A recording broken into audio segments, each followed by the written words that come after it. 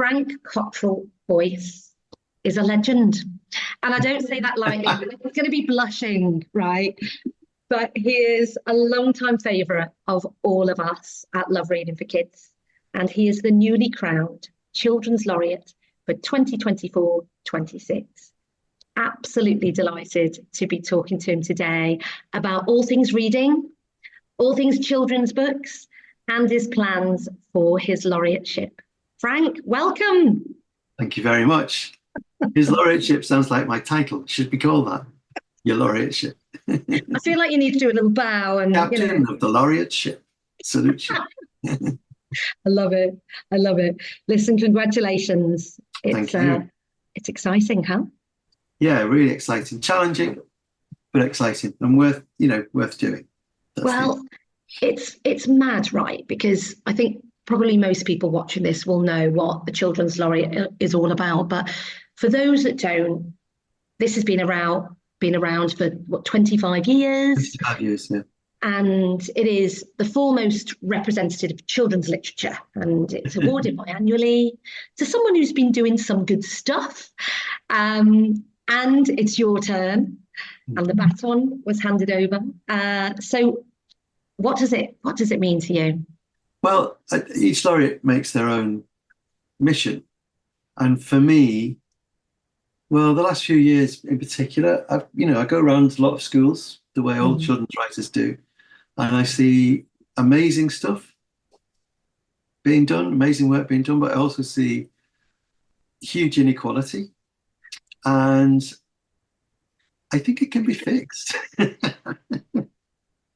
I mean, not inequality as such, but we know that children who are familiar with books, children who are read to at a young age, children whose first introduction to books is a loving one, it's a sharing of a story, do much better. And I don't mean in terms of attainment, which is important, but like in terms of happiness and resilience.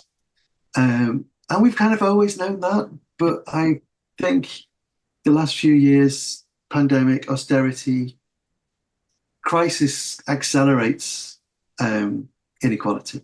So it's kind of got worse. Yeah. So I just think something needs to be done.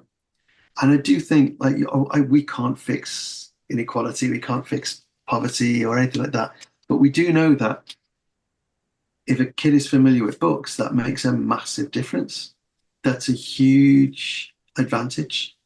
And I honestly think we can give that advantage to a lot more children than we are doing. I think you're right. You're absolutely right. And you're right that I suppose part of the depressing thing is that we've got the figures, we've had the figures for a long time. A long time. We're, here at Love Reading for Kids, every day we're helping people find their next favourite book, helping kids fall in love with reading, help them find their next favourite author. And reading for pleasure changes lives, doesn't it? Completely. Hugely. There's so much research that tells us this, that, reading for pleasure is the single biggest impactor on the life chances of kids. Yeah. So what are we missing? What are we missing? I mean, what are we missing? Well, where can we start? But I mean, we live in an age of distraction. Yeah. I mean, there's lots and lots of reasons why a lot of the poorest kids are missing out on this. And in a way, I'm kind of less concerned about how we've got here than how we can get out of here. Yeah.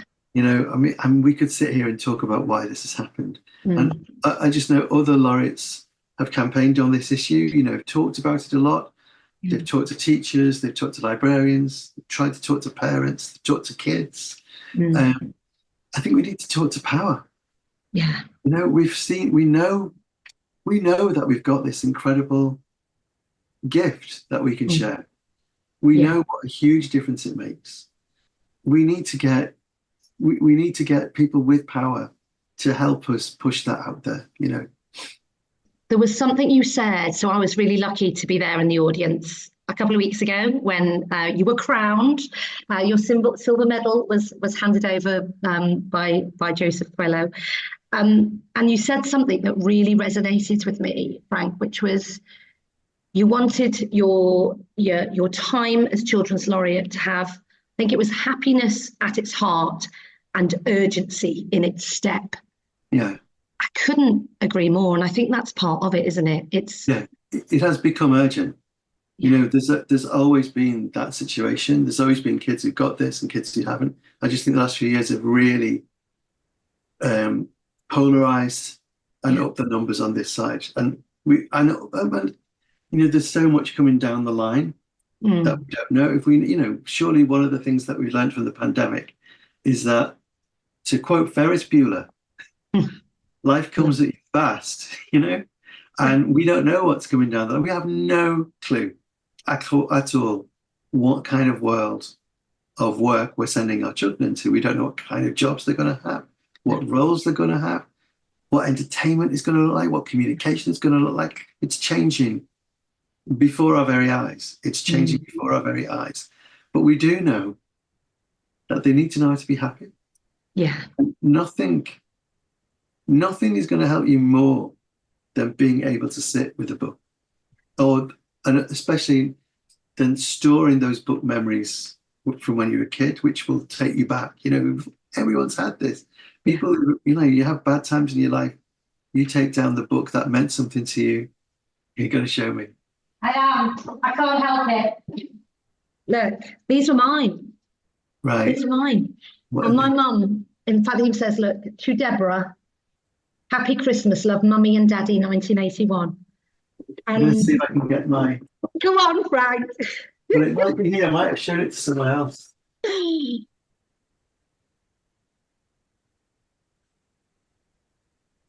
This is my Voyage of the Dawn Treader. Price 3 and 6pence.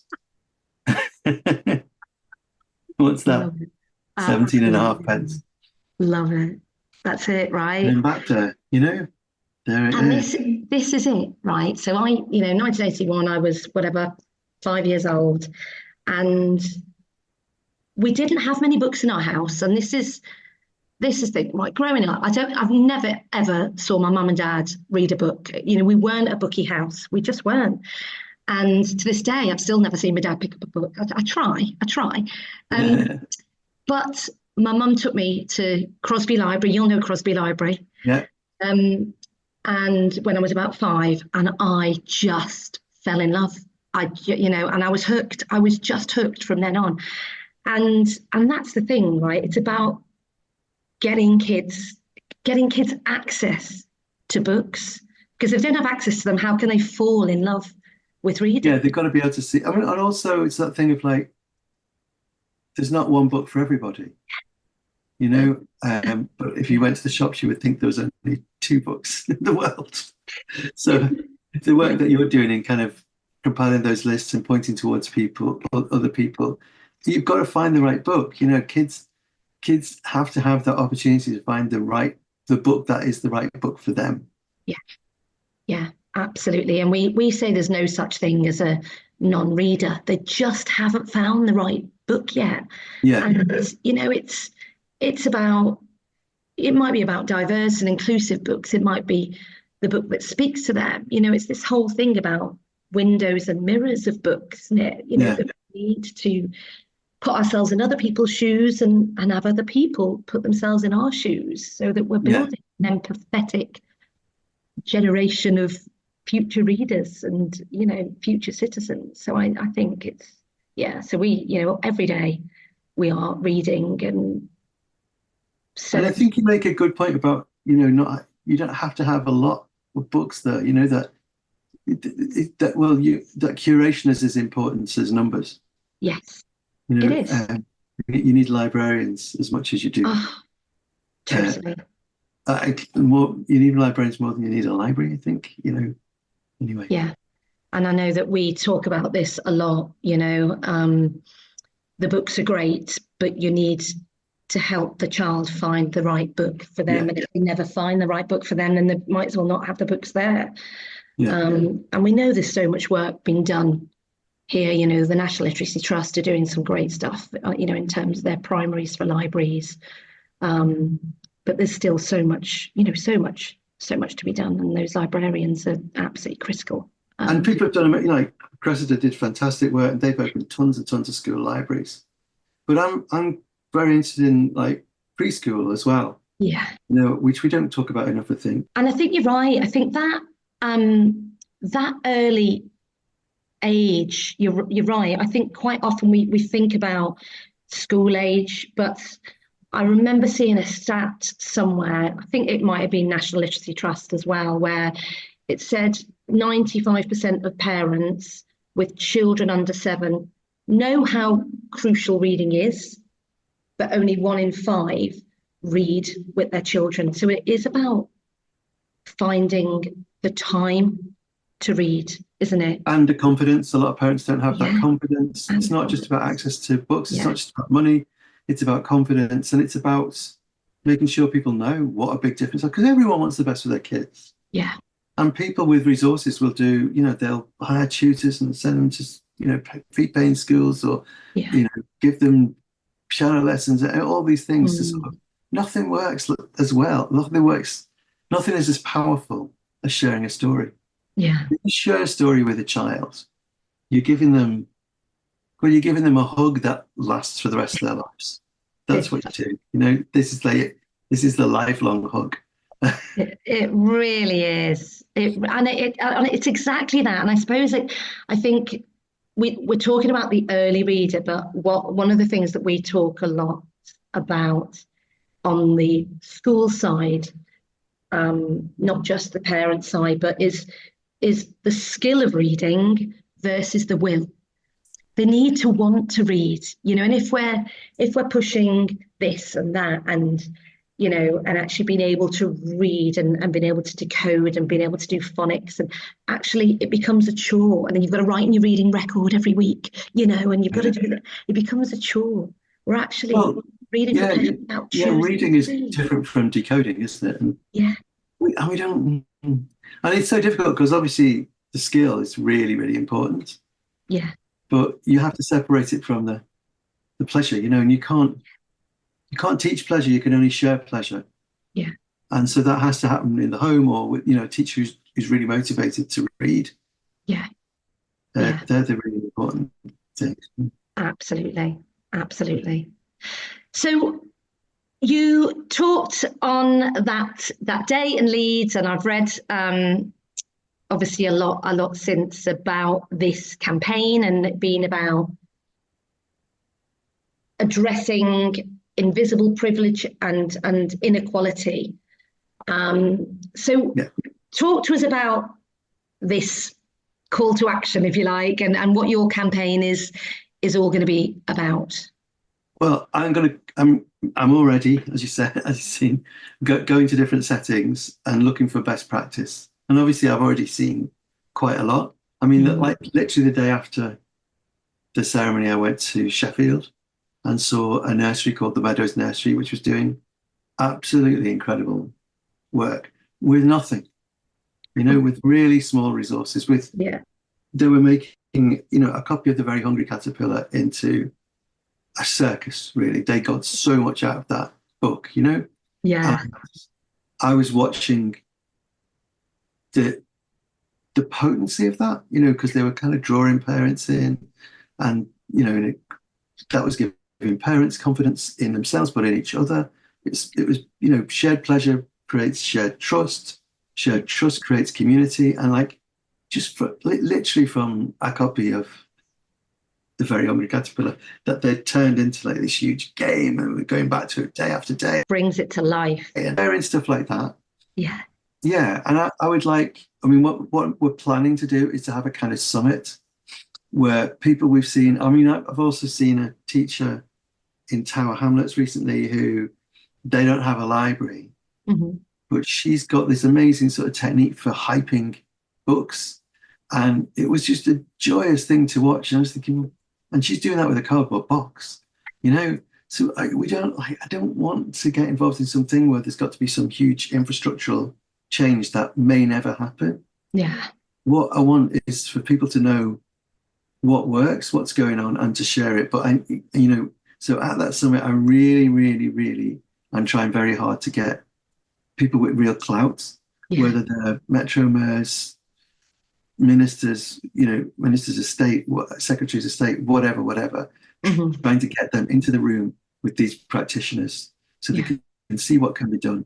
And I think if we just sing what is already happening, point to the people who are already doing great work, which are not always the people that people in book world think, we know about teachers and we know about librarians. We don't really talk much about health visitors or even midwives or neighbours or, people in drop-in centres, all these settings where really good work is being done, but it's not being done systemically.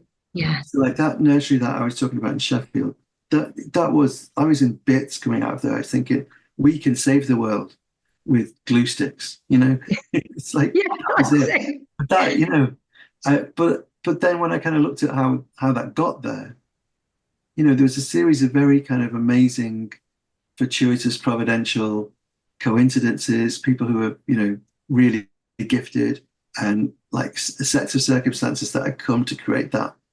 It didn't happen by accident, No.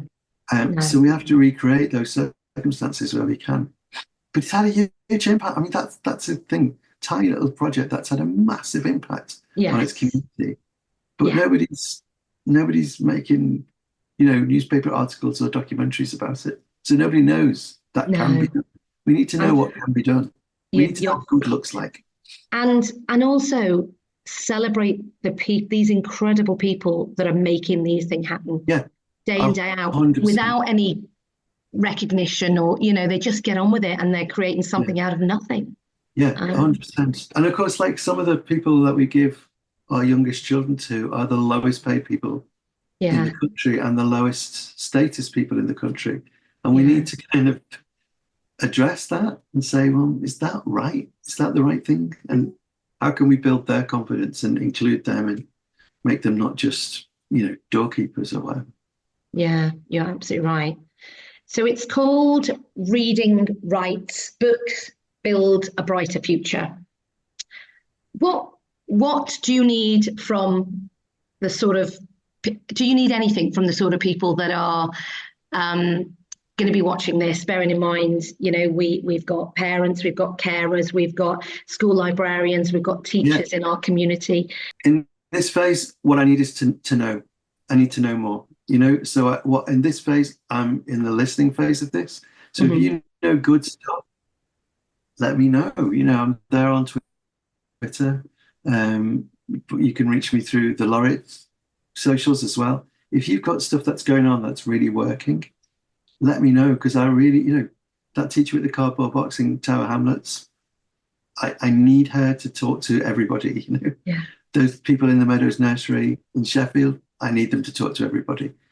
We need to share this amazing stuff, So if you know what's going on, let me know. I love it. Can we just take a step back a minute, Frank, because I can't talk to you without talking to you about the reason your name was announced a few weeks ago. Honestly, when your name was read out, honestly, the response from the room was palpable. It really was, and you could feel the love for you, the respect for you, and the delight at the selection. So we've got lots to do, and we are totally supportive with you on this journey, and I know a lot of people will be. But I'd just love to just talk a little bit about that first. When did you know? Did you know before? How did you find out? So funny. So I completely forgot that I was. You get asked, would you say yes? Yeah. So of course. And then I completely forgot about it. And I was literally, I want to think that this is ominous, in a good way, that this was a good omen. I was opening a library in Warrington. Like these days, opening a library is a very rare event. Yeah. The community had come together in Warrington to get this library. But so I was surrounded by librarians. And the whole point is to keep it secret. And I just finished. I was about to leave. My phone rang. I thought it would be a member of my family. I picked it up. It was Emily Drabble from Book Trust saying, "Hi, Frank, I've got some good news for you." I was like, "Okay, what's that?" She went, "You're going to be the next laureate." And I was like, oh my God, I had such a big reaction that Well, when I how can looked you up, not, right?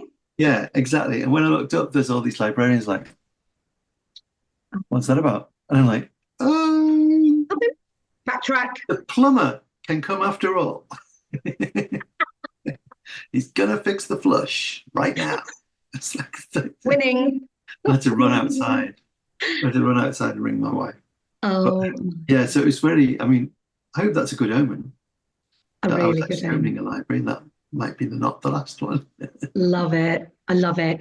And honestly, it's no surprise to us. Your body of work is brilliant. And it was brilliant from day one. Come on. Your debut won the Carnegie Medal. No, You I know, not know. many people. I think every day is going to be like Yeah, that. that's it. But since the books you create have won and been shortlisted for all sorts of prizes and you know millions to Cosmic to Frame to Noah's Gold and your latest, which we just loved, Oh, thank you. The Wonder Brothers. We love it, love it, love it. Um, so you're going to be busy um, for the foreseeable, but have you got plans to keep squeezing in a book or two along the way? I mean, I should have handed in my new one before this happened. And actually, the prep for this swamped me. I bet. So I'm behind with that, which is a bit, you feel bad, and you've got to get. Yeah, but yeah, But yeah, no, writing's pathological, isn't it? yeah, You just do it. So it's brilliant. And I'm very aware by asking you this, it's like asking you who's your favourite child, and I know you've got 70 of them, but have you got a favourite book? Have you got one that stands out from the others, brings back? it's always the next one. Surely the next one. That's that. You always think the really great one is the next one. They're all great. And you've done loads of other stuff, and I think you're going to be an amazing laureate. But you've done so much, not just your children's books. You've written films. You wrote that ridiculous script for the opening ceremony of the Olympics, which feels like yesterday, and that's like a long time ago. But mostly it's about you see yourself as a children's author. Yeah, and I think I'm really flattered that you said those things about my books, but I think what's really made people want me to be the laureate is more that I've done quite a lot of really pushy advocacy. I had a hissy fit on I was on the Today program for I can't even remember why, but I suddenly went into kind of a meltdown about the lack of coverage of children's books. I think they got me on about one of those things that they only ever took. That's it. So it might have been the Roald Dahl thing. And I went, it's like, I just changed the criteria, went, okay, so like no one ever talks about children's books. And then suddenly you want to talk about what a children's writer who's been dead 50 years about some issue that's really about adult nostalgia. Yeah. And all these amazing books are being produced, and this kind of amazing new world is being captured around diversity, neurodiversity, class, all these kind of new ideas, and you're not going to talk about it. And like every newspaper, like I did this thing of like any posh restaurant in London is going to get like a page review at some point in every broadsheet, and like I will write you a work of towering comic genius, and I will be really lucky if I get a line in a summer roundup. And I really kind of went for it. And they rang me up afterwards and went, we're going to do a summer book club. Do you want to do that? It's like, yeah. So I was on every week throughout last summer and this summer. I got letters from guys in the Telegraph. And so there was like a lot of, it just had a little moment when suddenly it felt like the dial was turning a little bit. Yeah. And that's when I started doing my own podcast, but which was reviewing children's books, like exactly what you're saying, like finding a space where people can. I mean, it's really. I think our audience is mostly teachers, but we do interviews with children's writers. It's called The Island of Brilliant. So there's all those sort of things. It's more advocacy than. So I think that's what I've got. I've had my kind of prophetically furious moment, and I've also got that address book. So. I love that. I love it. And it's true, right? It's true. We know, what is it? One in three books. I think 1 in 3 books sold is a children's book. It's crazy. And yet, where do you ever see coverage? You No, I know, mean, I've got the perfect control experiment because I have this lucrative hobby which is writing films, and I've got a film coming out in 2 weeks, and the phone never stops. You wow, know, it's like, can you give us this interview? Can you give us a quote? Can you do this? yeah, Can you do that? Can you come here? Can you yeah, go there? Can you do this? yeah, Like, okay, that's for the movie. yeah, My book comes out. yeah, And yeah. it I could be the know. worst movie that anyone's ever seen. You're still guaranteed a review in every newspaper. You're still guaranteed that you'll be on front row, that, Yeah, someone on yeah, Radio 2 will want you, even if it's really rubbish. yeah. And this is it, right? This is why the advocacy you are going to push in this brilliant role, things like your podcast, things like Love Reading for Kids, all of these resources are so important to help our kids fall in love with reading and help us create engaged readers for life. It's everything. Yeah, What's more important than that? but yeah, exactly. And that coverage is a really important part of people finding the right titles. Yeah, You've got to find the right book for your child. And how are you going to do that if the supermarket shelves have only got two writers on them?